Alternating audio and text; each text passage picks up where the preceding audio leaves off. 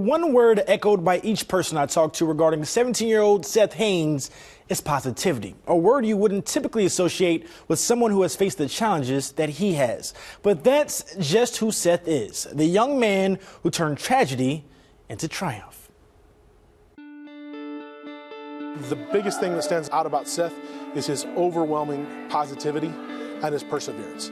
He's got a really positive outlook and really has held it almost the entire time. Such a young age, he was dealt such a rough deck of cards, and to maintain being the positive, persevering kid that he is, I can't imagine much more you'd want from a kid.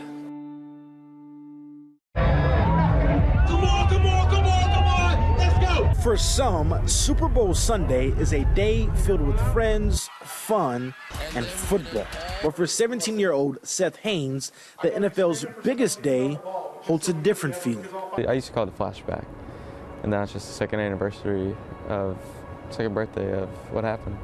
You know the matchup by now. In 2017, during Super Bowl 51, Seth rode his bicycle to his friend's house to watch the game. We'd bike over, and he biked back just normal, and just one night it changed. I got a call from his dad that he had received a call from a police officer that he had been hit by a car, and he was being taken to a hospital. I remember waking up on the curb, though, and the driver was beside me. He stayed with me, which I was thankful for.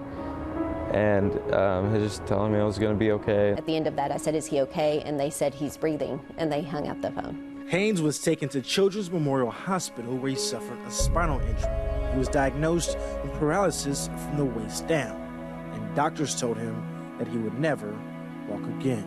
It was almost like you're reborn again. Your life kind of changes right after that. You're paralyzed, and you have to almost form your life around that now. And the Haynes family did, with the help of some wise words from one of the doctors. And he said, "You have the choice to make it okay. And that doesn't matter. It doesn't matter if he walks or not. It will still be okay if you make it that way." And he patted us on the legs and he said, "So make it okay." Seth began adjusting to his new life, including participating in months of rehab. That's where he was introduced to wheelchair basketball. I knew what was possible for Seth, and I knew it was possible for the family. As soon as he caught that ball, I thought, this is a kid that's going to go far. From the first minute he was pushing down the court, you could tell it was going to be a great fit. Not only did Seth fit, Kevin, you're going to go up top with Johnny.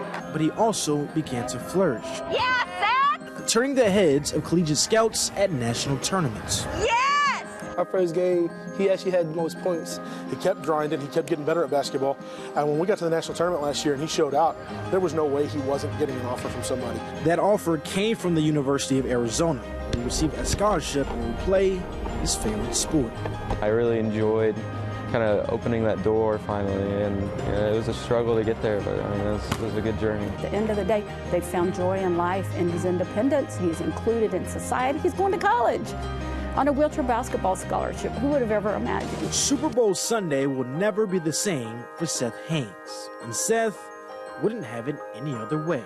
A lot of people ask him if he wishes he could walk. It's a common question he gets from people, and he's like, "No, I really don't." I wouldn't change it for the world. It's opened so many doors and it's closed. I want to continue to inspire and help more people get into the wheelchair basketball world. And he's passing that tradition of his positivity, his endurance, his perseverance, and it's been so cool to watch it.